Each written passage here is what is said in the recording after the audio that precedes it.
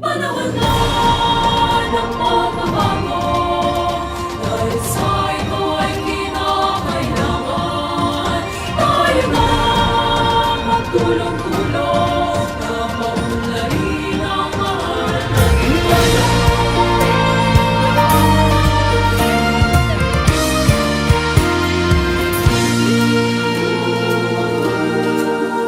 Panahon na ng pagbabago, dahil sa ito ay kinakailangan tayo na magtulong-tulong na paunlarin ang mahal natin ngayon.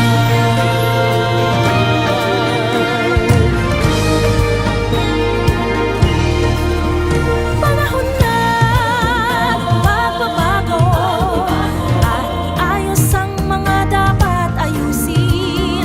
Dapat lang maging tungkulin ng bawat mamamayan dito sa atin.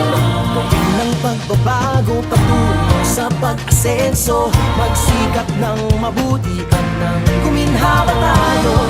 Itagong malaki natin sa mundo at ipamalas ang bagong Pilipino.